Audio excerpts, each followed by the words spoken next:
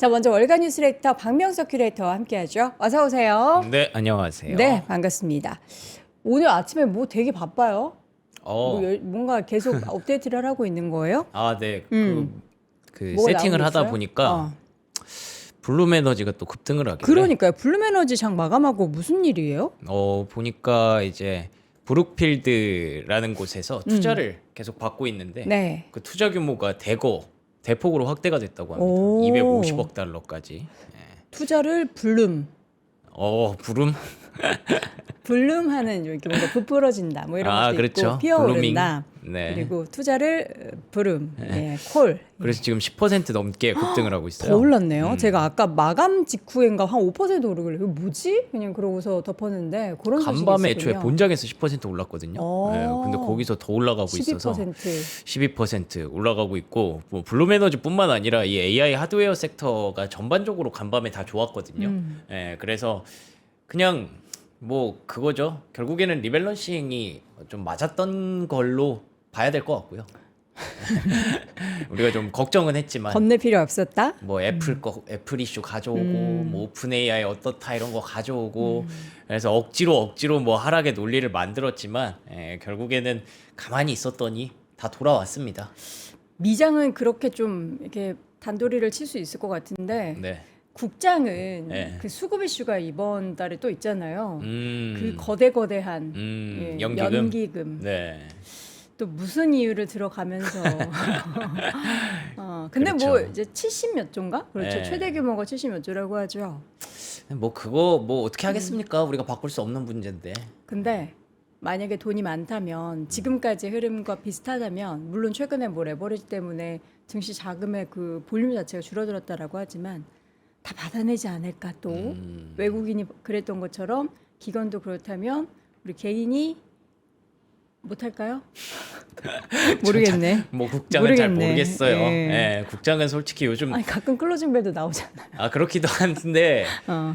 솔직히 말하면 국장 요즘 난이도가 너무 높아져가지고 그쵸. 까다롭죠. 진짜 어렵습니다. 국내 증시는. 근데 그래도 미국 증시는 잘 가고 있으니까 여러분들 국내 증시도 결국에 미국 증시 영향을 좀 받는 거니까 그래서 뭐 연결해서 보시면 될 것 같고 뭐 다만 이제 종목별로 좀 차별화는 나옵니다. 반도체 안에서도 계속 강했던 뭐 마이크론이 계속 올라가고 그런 모습은 아니에요. 확실히 미국에서도 이제 다른 종목들 계속 찾고 있거든요. 그런 것들 보시면서 뭐 국내 증시 대응하실 때 참고하시면 될 것 같고 뭐 만약에 너무 어렵다. 그리고 뭐 환율도 계속 걱정된다. 오늘 엔화 기준으로 환율이 최고치 또 썼거든요. 엔화는 40년 만에 최저치까지 곤두박질 치고 있어요. 그래서 엔화 대비 달러 대비 엔화 환율, 달러 네. 대비 원화 환율 다 지금 계속 고공행진하고 있잖아요. 이런 것들 때문에 조금 어렵다라고 생각하시면 미국 증시를 또 많이 가져가시는 것도 저는 하반기에 되게 중요한 방법이라고 생각하거든요. 그래서 뭐 여러분들 판단에 맡기도록 하겠습니다. 아직까지도 이제 국내 증시의 상반기에 너무 좋았기 때문에 이런 얘기 하면은 너 그 나쁜 놈 뭐 미국 증시를 미국 주식 하라 그래 약간 이럴 수도 있지만 뭐 나쁜 놈이에요 또. 그래도 근데 자산 약간 배분 관점에서 우리 어제도 얘기했잖아요. 음. 자산 배분 뭐 섹터 내에서도 할 수 있고 지역으로도 할 수 있고 뭐 나라로도 할 수 있고 할 수 해야 있다고. 되는데 요즘엔 약간 분위기가 좀 그렇잖아요. 미국 주식 사라 그러면은 약간 매국노예. 약간 그렇게 취급을 달러 하더라고요. 미국에 갖다 네. 주는. 그래서 어쨌든 제 생각은 좀 그래요. 최근에 어떤 그 매크로적인 관점이 네. 한국 증시에게 조금 불리하게 계속 가고 있어서 미국 증시의 난이도는 조금 수월해졌는데 한국 증시의 난이도는 반대로 좀 올라가는 그런 현상이 계속 나타나고 있습니다. 자, 그래서 뭐 각설하고 이제 지금 3대 지수 마감 상황 보시면요. 나스닥 1.5% 상승, S&P 500 0.8% 상승, 뭐 다 좋았습니다. 장중에 내내 긍정적인 모습 6월의 마지막 날을 굉장히 훌륭하게 마감을 했고요. 보시면은 뭐 우리가 기다렸던 종목들 다 올라왔습니다. AMD 7%, 인텔 6%. 제가 계속 말씀드리는 게 이게 그 마이크론이 1% 미만의 상승을 보였는데 반해서 이 CPU 관련 종목들이 좋았던 거잖아요. AMD와 인텔 그리고 마벨 테크놀로지 7%까지 급등을 하면서 좀 올라왔고요. 장비주들 강세 이어지고 있습니다. 그리고 샌디스크는 어제 잠깐 말씀드렸던 건데 번스타인에서 장 끝나고 나서 목표가를 $3,000까지 상향했었죠. 와, 그쵸. 예, 그 영향이 들어갔다라고 보시면 될 것 같고요. 최근 테슬라의 흐름 계속 좋습니다. 좋아요. 오늘 또 긍정적으로 좀 포착이 된 게 로봇주들의 움직임이거든요. 로봇. 예, 미국에 사실 로봇주가 그렇게 많지는 않은데 근데 최근에 지난번에 말씀드렸던 그 아우스터라는 종목 혹시 기억하세요? 제가 그거 기억할 수 있겠습니까? 그러면 뭐였죠? 차트를 보여드리면 네. 아마 기억이 나실 거예요. 예, 기억이 안 나도 이런 게 있었어 하실 거예요. 오, 15% 어제도 10% 넘게 급등을 했었는데 어제 국장에서도 로봇수가 꽤 좋았잖아요. 근데 어젠 또 코스닥이 다 밀렸잖아요. 예, 그래서 가다 말았죠. 그런데다가 또 뭐 맞네. 에코프로 얘기도 있더라고요. 에코프로 유상증자 때문에 코스닥이 오늘 또 힘들어질 거라고 하더라고요. 뭐 그런 뭐 아무튼 그런 것들 네. 덮어놓고 국장은 어쨌든 덮어놓죠 잠깐. 네. 로봇주 좋았습니다. 네. 아우스터라는 종목이 이게 라이다 종목인데 급등이 좀 나오면서 관련된 종목들을 쭉 끌고 올라갔거든요. 근데 뭐 사실 여러분들 아시죠? 로봇주 대장은 결국 테슬라예요. 테슬라가 피지컬 AI 대장으로서 역할을 계속 하고 있다라는 게 또 보여지고요. 자, 러셀 2000도 분위기 좋았습니다. 네. 블룸에너지 본장에서 10%, 크레도 테크놀로지 본장에서 10% 넘게 급등을 했고 패브리넷 6% 넘게 상승을 하면서 광통신 관련주들 강세 이어졌고요.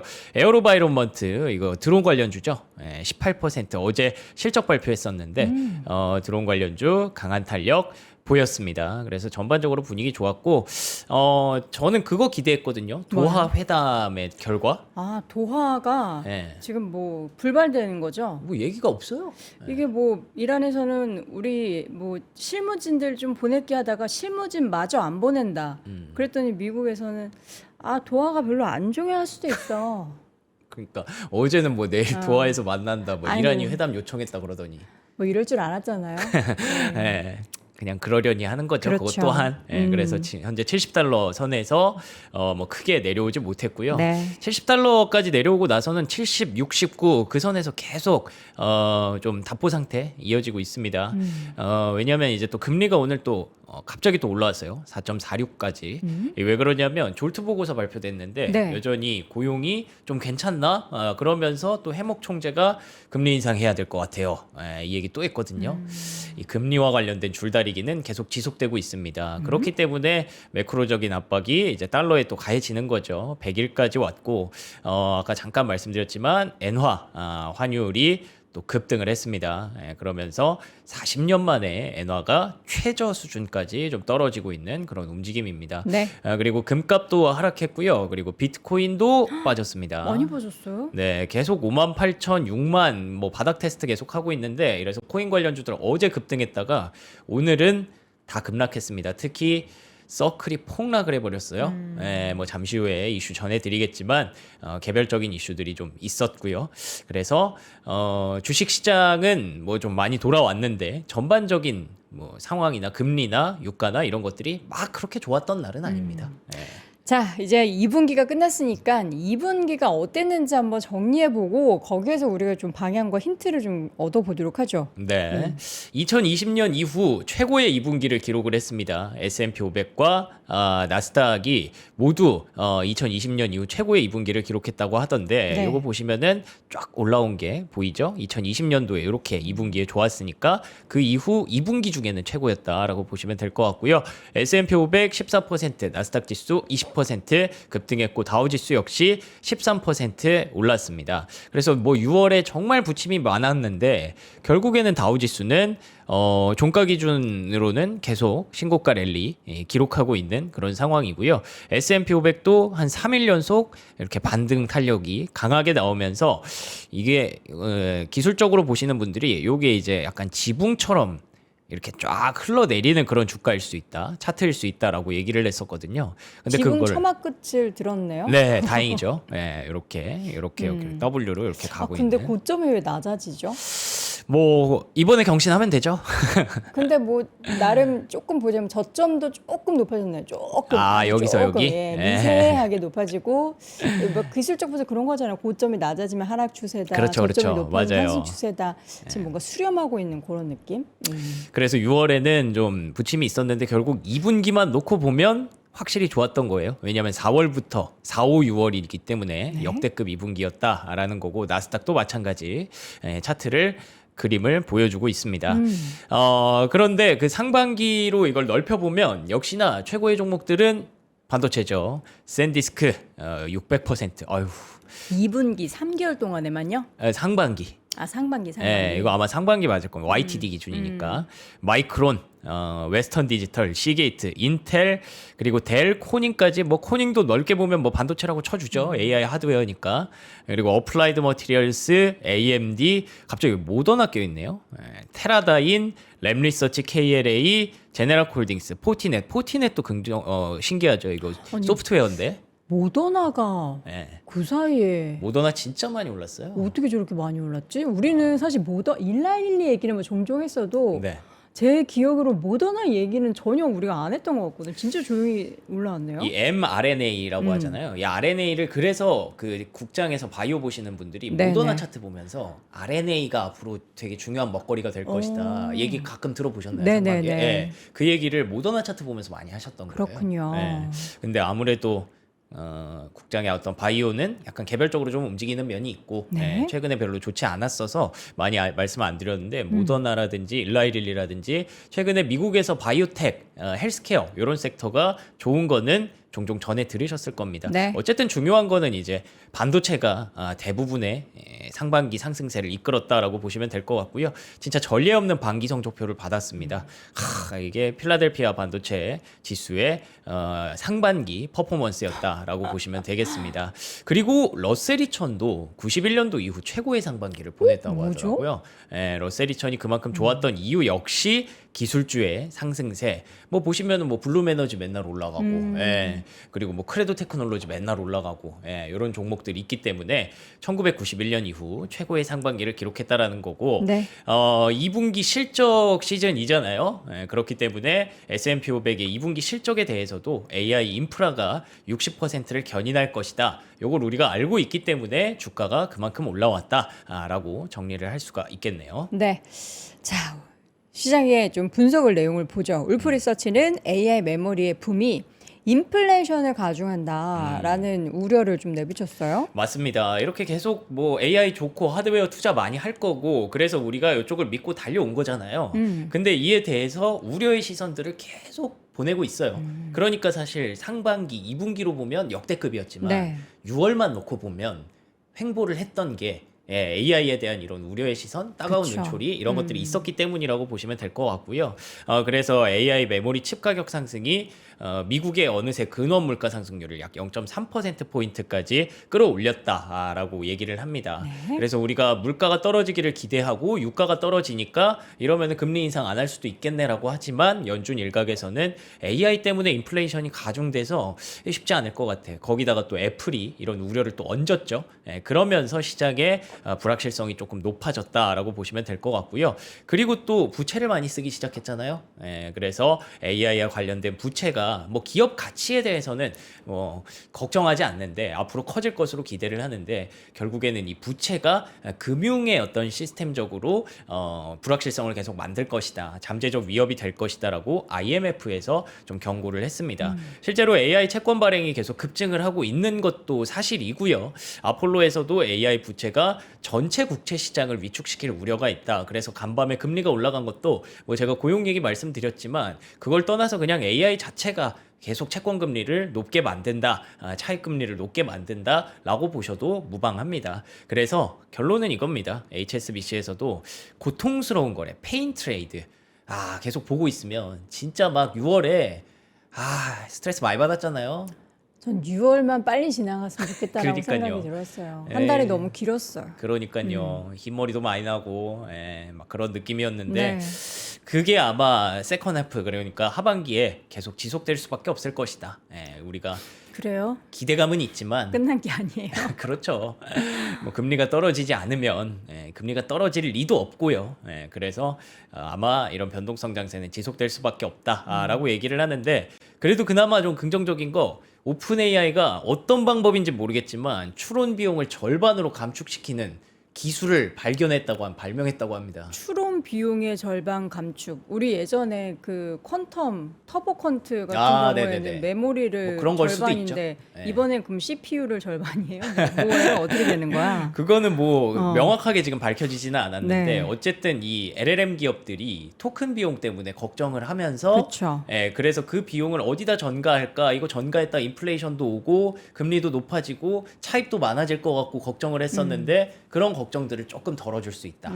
라는 측면에서 결국에는 AI 뭐 큰 틀에서 보면은 우리 뭐 투자자분들이야 이제 메모리 반도체 기업들이 돈을 많이 벌었으면 좋겠다. 여기에 계속 있으시겠지만 조금 더 넓게 보시면 그렇게 많이 벌려면 선결돼야 되는 과제들이 있잖아요. 그쵸. 특히 이런 기업들이 계속 이런 뭔가 혁신을 만들어내고 계속 투자를 할 수 있는 그런 상황이 만들어져야 되는 거거든요. 그래서 이런 것들이 계속 나와준다면 결국 혁신이 AI의 하드웨어 섹터를 더 성장시키는 마중물이 될 수도 있지 않을까 기대를 해봅니다. 네. 자, 어제 발표됐었던 고용 데이터 뭐 얼마나 괜찮은 거예요? 어제 고용이 사실 메인은 아닙니다. 이번 주 목요일에 발표가 되고요. 그래서 금요일, 내일 모레 아침에 제가 보여드릴 고용 지표가 메인 데이터긴 한데 잡 오프닝 그러니까 5월 구인 건수 지난달도 이번 달도 아니죠. 지난달이에요. 지난달에 구인 건수가 호조를 좀 보였습니다. 예상 대비해서 조금 잘 나왔고요. 이게 차트상으로 보면은 실업자들의 대한 구인 건수가 구인 비중이 높아지고 있다. 그리고 3개월 기준으로 이제 이평선 같은 걸 그려봐도 구인 건수가 계속 긍정적으로 최근에 좀 올라오고 있다라는 게 이 내용인데 근데 뭐 계속 말씀드리지만 5월에 구인 건수가 좋을 수밖에 없기는 해요. 월드컵 특수가 있었기 때문에 그런 것들 염두에 두고 다음 고용 보고서나 혹시 다다음 고용 보고서에서는 조금 그런 것들이 일시적인 요인들이 꺾이지 않을까 예상은 하고 있지만 일단은 지금 5월 구인 건수기 때문에 호조가 나왔고요. 뭐 전반적으로 오프닝 레이트 비율 자체가 높아지고 있다는 게 확인이 되고 있습니다. 이걸 봐서 그런지 연준의 해먹 총재가 지금 고용 시장이 완전 고용에 근접했다. 성장세가 좋아 보인다라고 평가를 합니다. 뭐 저희야 이제 그거 파트타임 늘어나서 그런 거 아니야라고 추론은 하고 있지만 연준이 그렇다면 뭐 그런 거죠. 그렇기 때문에 높은 인플레이션 그래서 연준은 금리 인상을 고려해야 할 수도 있다. 이런 얘기를 또 하면서 시장의 시중 금리를 좀 높였다라고 보시면 되겠습니다. 완전 고용을 얘기한 해먹 총재가 혹시 뭐 미국 내부적으로 뭐 그런 레딧이라든가 이런 데서 비판을 받지는 않을까라는 그런 생각도 좀 드는. 제가 사실 커뮤니티를 잘 안 봐서. 왜냐면 미국은 지금 잡 하나 가지고서 먹고 살기가 너무 힘들어서 투잡스리자 그러니까 엔잡러들이 진짜 많이 늘고 있대요. 근데 이제 이게 완전 고용이라는 표현을 이거 써도 되는 건지 그러게요. 국민들은 힘들어 죽겠는데 본인의 어떤 그 실업률이라든지 그런 걸 보는 기준이 있겠죠. 근데 요런 약간 두루뭉술한 얘기보다는 왜 엊그제였나요? 제가 모건 스탠리의 기준을 확실히 잡아드렸잖아요. 네. 그래서 모건 스탠리가 봤을 때 금리를 인상하는 기준은 실업률 기준으로 4% 아래까지 내려가야 된다라고 했기 때문에 지금 현재 실업률이 4.3이고 그거 집중해서 이번 주 금요일에 그 포인트 좀 보시면 되거든요. 그래서 목요일 밤에 여러분들이 개별적으로 뉴욕 증시를 보시려면 그 고용이 발표될 때 실업률 데이터에 좀 집중하시면 되고 그러면은 4% 미만으로 나오는지 그러면은 진짜로 금리 인상이 확 올라갈 수 있거든요. 가능성이. 근데 그게 아니면은 그래도 또 한 곱이 넘기겠구나. 이렇게 보시면 될 것 같습니다. 개별적으로 미장 보기 어렵다. 심심하다 하시는 분들은 월가 퀵샷을 통해서 그럼요. 우리 또 박명석 큐레이터와 밤마다 여러분 새벽에도 만나고 밤에도 만나실 수가 있습니다. 자, 요거 이제 소비자 신뢰 지수도 한번 체크를 해볼까요? 네, 근데 이에 대해서 뭐 해먹 총재의 어떤 그런 얘기에 대해서 네. 좀 반박할 거리를 이렇게 찾아왔어요. 일단 첫 번째로는 5월 고용 데이터잖아요. 이미 옛날 거거든요. 그렇죠. 근데 6월 이 소비자 신뢰지수, 물론 이건 소프트 데이터고 심리 데이터긴 하지만 소비자 신뢰지수가 소폭 상승하는데 그쳤고, 요거 내려가는 추세 보시면 전반적으로 미국의 어떤 소비 심리 같은 것들이 별로 좋지 않다는 뜻이거든요. 소비 심리가 좋지 않으면 금리 인상을 하면 안 되죠. 예, 그러면 오히려 그 K자로 인해서 말씀하셨던 대로 되게 씨름하고 있는 그런 그 고용 계층들이 더 힘들어질 수 있는 거잖아요. 금리 인상을 해버리면. 그래서 요거 보시면 소비자 신뢰도가 소폭 상승했지만 고용 시장에 대한 우려는 오히려 심화되고 있다. 네. 완전 반대하는 그런 의견이 나오고 있죠. 그래서 휘발유 가격 하락이 소비자 심리를 개선시킨 건 맞지만 여전히 힘든 사람들은 너무 힘들다. 그러면 다시 말하면 금리 인상하기 어렵다라는 거고, 그리고 그 유가 전망치가 내려가는 것도 긍정적이에요, 사실. 물가 부담이 내려갈 수 있는 거기 때문에 모건 스탠리가 봤을 때 호르무즈 해협이 예상보다 빠르게 재개방되고 있어서 브렌트유 기준으로 이번 4분기에 전망치를 75달러까지, 내년은 70달러까지 하향 조정을 했습니다. 그래서 계속 하향되고 있는 유가 가운데 트럼프 대통령의 압박이 지속되고 있어요. 휘발유 가격 당장 내려야 됩니다. 라고 한 번 더 얘기를 했고요. 68달러 저는 본 적이 없는데 잠깐 찍었었나 봐요. 69밖에 저 못 봤거든요. 저보다 열심히 보시는 분이에요. 반 올림도 있고 반 내림도 있나 봐요. 69달러 02센트 뭐 이런 거는 한 68로 한번 봐주자. 뭐 네, 이런 거. 장중에 한번 찍었을 수도 있고, 네. 그 정도로 세밀하게 보고 있다는 게 중요한 포인트인 것 같고요. 트레이딩 하시잖아요. 그렇죠. 네. 아주 열심히 하는 분이죠. 그래서 베센트 장관도 하나 얹었습니다. 이제는 미국 국민을 위해서 휘발유 가격 현명한 결정을 내리도록 격려하라, 우리 지켜보고 있다라는 얘기를 하면서, 그래도 이제 물가도 떨어지고 있고 유가도 떨어지고 있고 고용도 해먹 총재가 보는 것만큼 좋지는 않다. 그런 것들 우리가 금요일 아침에 한 번 더 체크해 보면 좋을 것 같네요. 미국이 뭐 4달러를 넘으면 되게 힘들다. 그 주유 가격 기준으로 4달러가 네, 되게 맞아요, 힘든 맞아요. 가격이에요.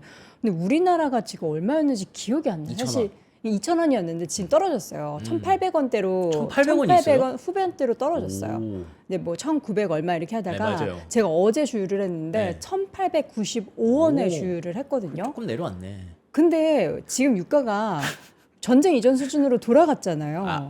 70달러 때. 근데 왜 내리지 않는 거죠? 올릴 때는 바로 다음날 반영이 되는데. 거의 지금 베센트네요. 약간 한국 그것이 국민들을 위해서 지금 행동해야 할 때입니다. 그 궁금하지 않아요? 진짜 항상 올릴 때는 정말 비트 속도로 바로바로 반영을 하는데 시가 반영. 그렇죠. 내릴 때는 왜 이게 안 될까?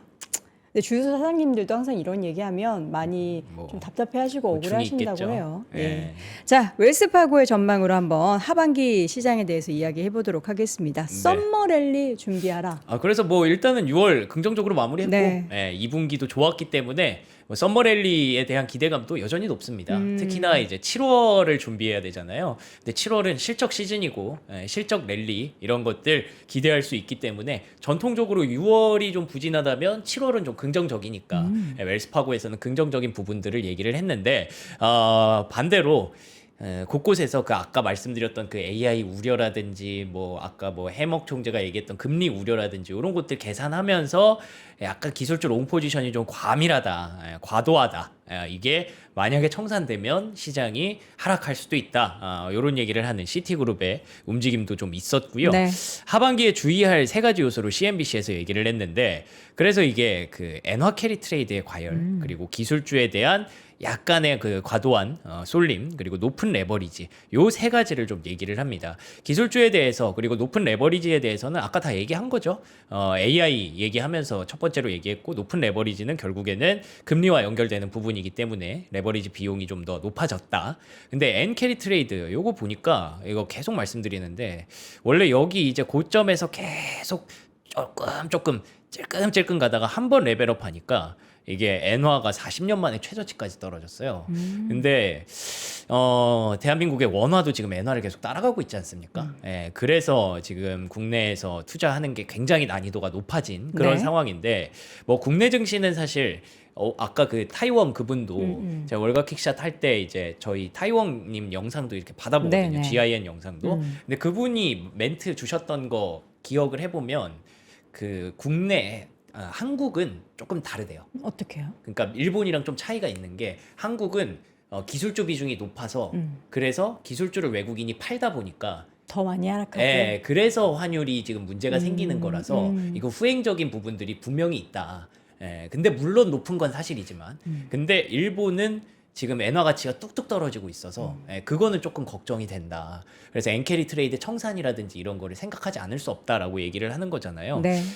그래서 보니까 일본이 진짜 그 물가에 대한 고민이 좀 큰 것 같아요. 7월에 무려 2,500개 음식료 품목 가격을 인상한다고 하더라고요. 그 2,500개가 생필품 뭐 그런 건가 봐요. 사진이 이렇게 나온 거 보니까. 음식료라고 돼 있더라고요. 네. 푸드 아이템. 음식료. 네네. 뭐 설탕, 밀가루 뭐 이런 뭐 거 그럴 포함해서? 수도 있겠죠. 뭐 2,500개니까 5만 건 다 들어있겠죠. 네. 그래서 이 정도로 지금 일본이 인플레이션이 심각하구나. 뭐 사실 일본이랑 우리나라랑 상황이 막 엄청 다른 건 아니잖아요. 둘 다 에너지는 별로 없고 그런 상황이기 때문에 이런 거를 글로벌 증시에서 조금 우려를 하고 있다라는 부분도 참고하시면 될 것 같습니다. 자, 협상 내용 한번 정리해 볼까요? 네. 도하, 카타르 도하. 그래서 빨리 협상이 좀 완료가 돼서 이런 물가 우려나 뭐 엔화, 원화 우려 이런 것들을 좀 씻어주면 참 좋겠는데 도하에서 고위급 회담은 또 없다. 뭐 이런 얘기가 나와요. 카타르 외교부 대변인이 그렇게 얘기를 했다고 하고 이란 외교부 대변인도 며칠 내에 미국과의 협상 예정되어 있지 않은데 라고 해서 김이 좀 샜습니다. 그래도 오늘 증시가 올라가서 참 다행이기는 한데 조금 아쉬웠던 게 유가가 여전히 70달러에 머무른다는 거죠. 그래서 이란 외교부장이 여전히 심각한 난제가 남아있다라고 얘기를 했고요. 근데 뭐 계속 말씀드리지만 이제 전쟁의 이슈는 시장의 노출도 영향력이 점점 줄어들고 있습니다. 유가를 어떻게든 트럼프 대통령이 잡으려고 베센트 장관도 얘기를 좀 얹고 그러면서 강달러 막 이런 얘기까지 하면서 잡고 있기 때문에 조금 낮아지기는 했는데 뭐 이란 내부 갈등도 있다고 하니까 계속 이런 이슈는 종종 시장을 한 번씩 뭐 괴롭힐 수 있겠죠. 잠재적인 리스크로 우리가 갖고 가야 될 것 같습니다. 네, 이렇게 해서 또 도하 이야기를 들어봤고요. 특징주 보도록 하죠. 네. 엔비디아 얘기부터 한번 풀어볼까요? 네, 요거 그 반도체 얘기 앞에서 제가 AI 꼭지를 하나 준비를 했기 때문에 네. AI에 대한 이해도는 충분히 높아지셨을 것 같고 반도체에 대해서 그 개별 기업들에 대해서 어떤 목표가라든지 이슈가 뭐가 나왔는지 한번 쭉 정리해 보는 그런 시간입니다. 세미애널리시스라는 분석가들이 이제 엔비디아의 하반기 성장이 기대가 된다라고 얘기를 합니다. 왜 그러냐면 뭐 총 두 가지예요. HBM4 문제가 어느 정도 완화가 되고 있고 그리고 이제 루빈이 출하될 것으로 예상되기 때문에 엔비디아가 한번 레벨업을 할 수 있을 것이다. 지금 블랙웰 팔다가 루빈을 출하해서 팔기 시작하면 확실히 버는 돈이 좀 많아지겠죠. 그게 HBM 그 약간 병목 때문에 문제가 있었는데 이런 재앙 문제들을 일부 완화를 했다고 합니다. 엔비디아 입장에서 완화를 했다고 해서 HBM4를 넣어서 루빈 플랫폼이 나오면 전체적인 AI 밸류 체인들의 어떤 이익률이 조금 높아질 수 있겠죠. 그래서 그 기대감에 엔비디아 하반기 성장이 지속될 것이다라고 보고 있고요. 노무라 증권에서는 계속 이런 얘기 요즘 많이 하죠. AI 인프라 사이클 전혀 정점 아닙니다. 라고 하면서 필라델피아 반도체 지수 뭐 단기간에 이처럼 급등했기 때문에 조정이 일어나는 것이 바람직하지 하고 뭐 거시적 위험도 있기는 하지만 그럼에도 불구하고 사이클이 정점에 도달했다고 볼 수는 없다.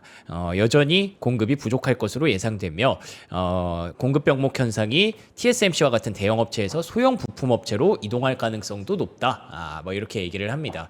그러면서 TSMC에 대한 목표가도 같이 이렇게 상향을 했고요. 이게 뭐 어쨌든 소형 부품 제조업체로 이동할 가능성이 높다고 하니까 이게 전방위적으로 계속 확산된다는 거잖아요. 쇼티지가. 그러면서 이제 다른 그 시장의 움직임도 그렇게 나타나고 있다고 보시면 돼요. 우리가 뭐 TSMC, 엔비디아, 마이크론 요 정도 단에서만 보다가 점점 자꾸 다른 쪽으로 시장이 눈을 넓히고 있죠. 그래서 웰스파고에서는 AMD에 대한 긍정적 평가를 했습니다.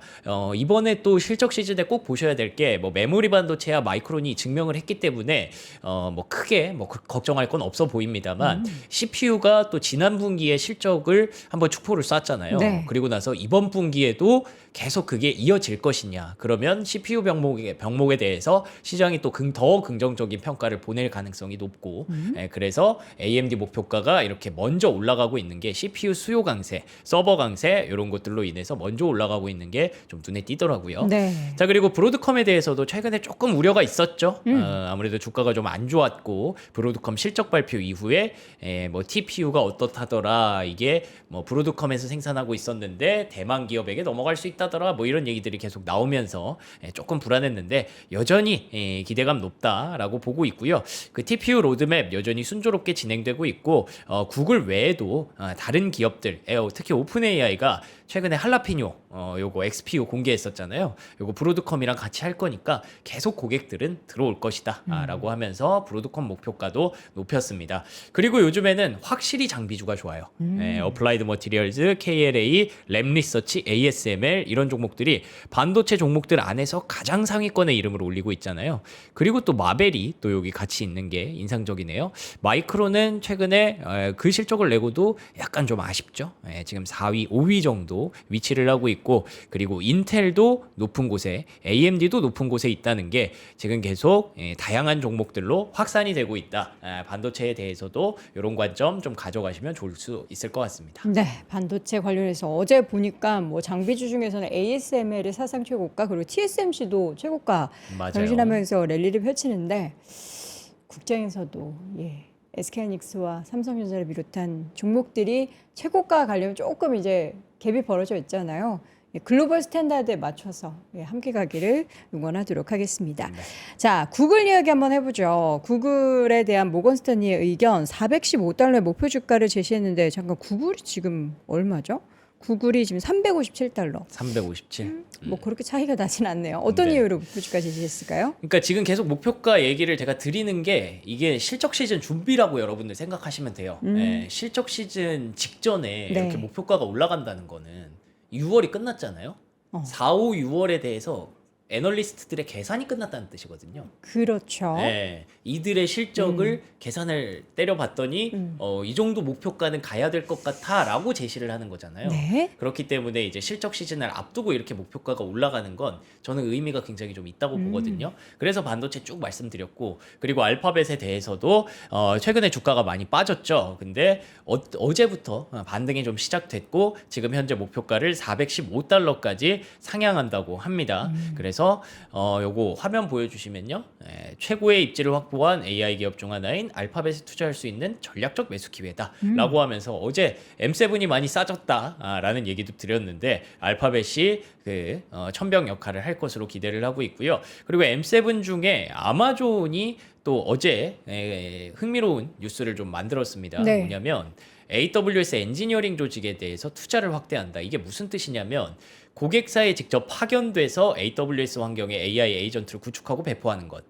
이게 그러니까 쉽게 말하면 팔란티어가 하던 일이죠. 팔란티어가 하던 일인데, 이런 것들을 자꾸만 오픈 AI, 엔트로픽 뭔가 자체적으로 뭔가 사업을 하려고 그러고, 이런, 우리가 굳이 저거를 할 필요가 있나? 우리가 가서 해주면 안 되나? 이런 것들로 자꾸 반대로 팔란티어 입지는 자꾸 위협을 받고 이런 상황들이 발생하고 있습니다. 그래서 소프트웨어가 자꾸 눌리는 거죠. 그래서 그 안에서는 이제 M7 기업들의 어떤 투자가 효과를 발휘하고 있는 거기 때문에 팔란티어 입장에서는 조금 이제 신경 쓰이는 이슈가 되겠지만, 아까 제가 말씀드렸다시피 이렇게 계속 AI를 만들어내는 기업들, 소프트웨어 기업들이, 돈 많이 쓴 기업들이 계속 운신의 폭을 넓혀야 됩니다. 돈을 벌 수 있는 그런 토대를 만들어야 되고, 그래야만 AI 전반적으로 우리의 투자 사이클이 계속 잘 돌아갈 수 있기 때문에 이런 것도 한번 보시면 될 것 같고요. 네. 그래서 AWS에 대한 가격 인상을 뱅크 오브 아메리카에서 긍정적으로 평가한 것 또한 아마존에게 어떤 긍정적 포인트가 됐습니다. 자, 그리고 M7 얘기를 하자면, 이제 뭐 당장 앞에 있는, 놓여 있는 실적 기대감은 테슬라죠. 네. 계속 말씀드리지만 2분기 인도량 발표를 지금 코앞에 두고 있습니다.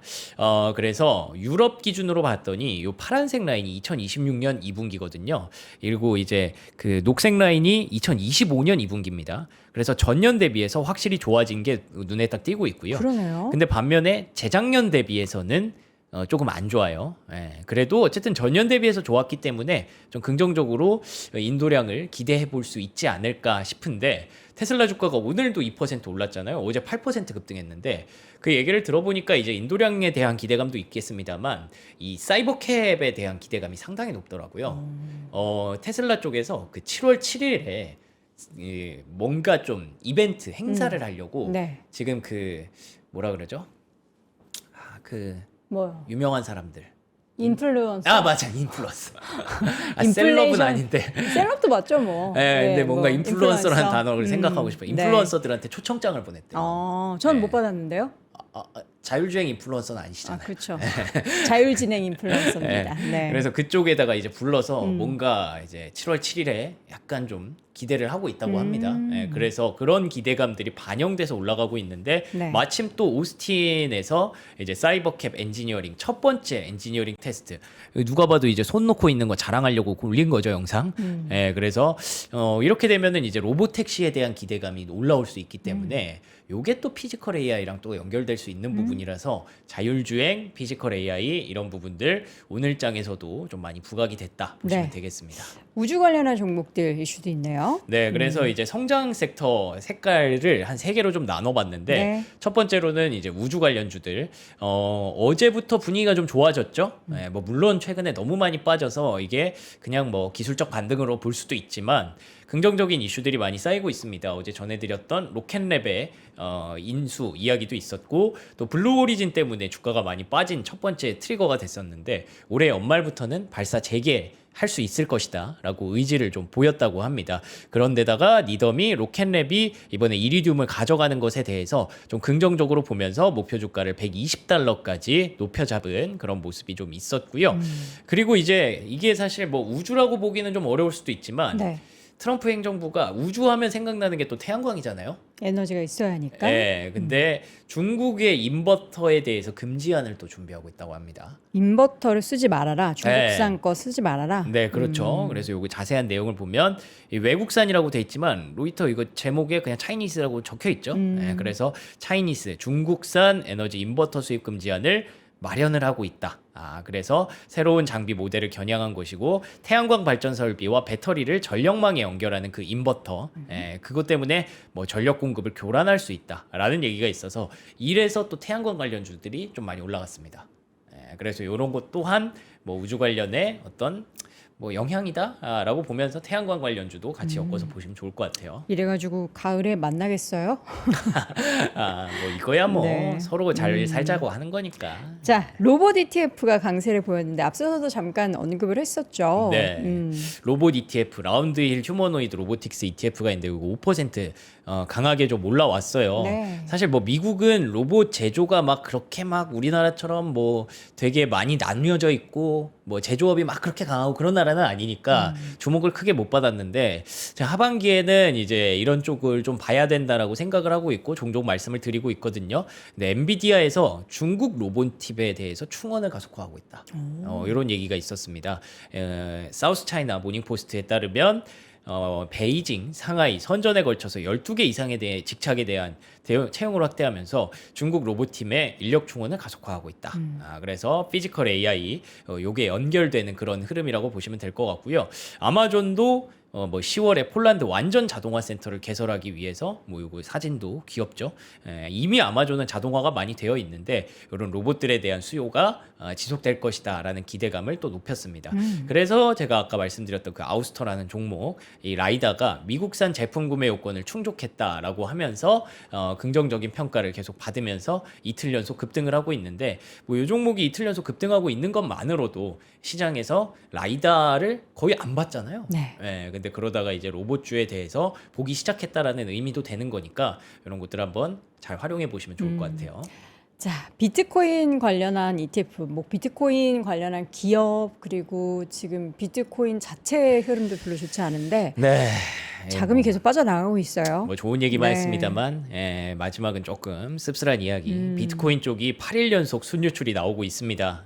그래서 금리 인상 우려가 여전히 있다 보니까 네. 비트코인 쪽이 선택지에서 계속 밀려나고 있다라고 평가를 하고 있는데 비트코인뿐만이 아니라 금도 최악의 분기였다고 하더라고요. 강달러, 그래 달러 쪽으로 가고 그 달러와 금리를 이길 수 있는 성장이 나오는 AI 하드웨어 말고는 지금 시장에 막 이렇다 할 매력적인 그런 것들이 없다 보니까 계속 쏠림이 지속되고 그래서 주식이 최고의 선택지가 됐던 분기였다라고 보시면 될 것 같은데요.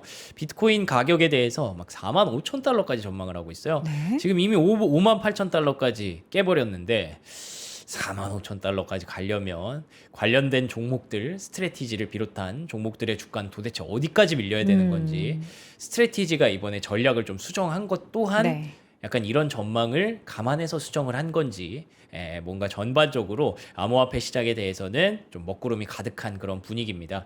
그리고 어제 서클이 폭락을 했거든요. 아, 이 서클 어떡하죠? 20% 가까이 폭락을 네. 했는데 이게 의미가 있습니다.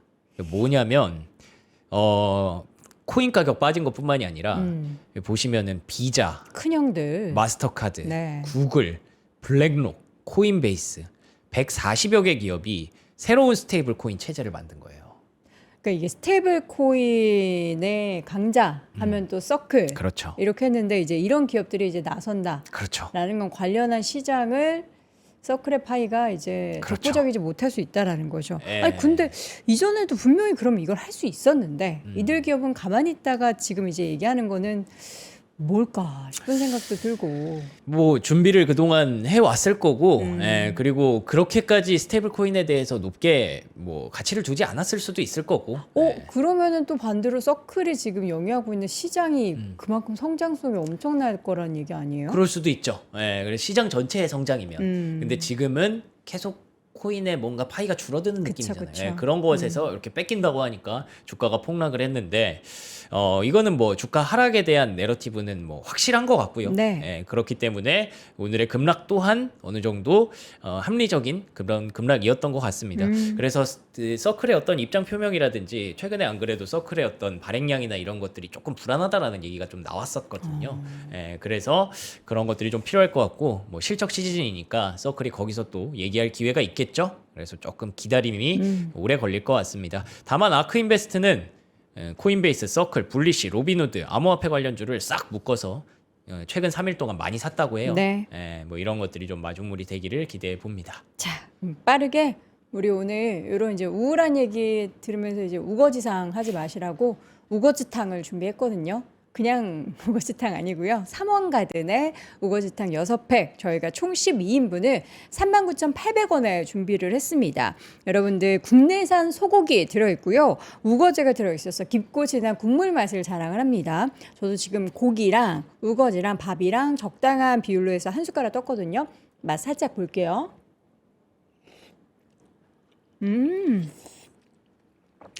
고기 진짜 부드럽다. 그냥 아침에 바쁠 때 막 뭐 반찬하고 힘들잖아요. 그럴 때는 그냥 이거 후루룩 돌려가지고 파르르 끓여서 후루룩 마시고 출근하시면은 하루 종일 든든하게 계실 수 있습니다. 아, 하루 종일 아니죠. 아침까지 점심 먹어야 되니까 아침까지 든든하게 드실 수가 오늘부터 있습니다. 또 장마라고 하더라고요. 아, 그럴 때 또 이게 뜨끈한 국물 생각나잖아요. 한 뭐 일주일 내내 그냥 비 표시돼 있던데.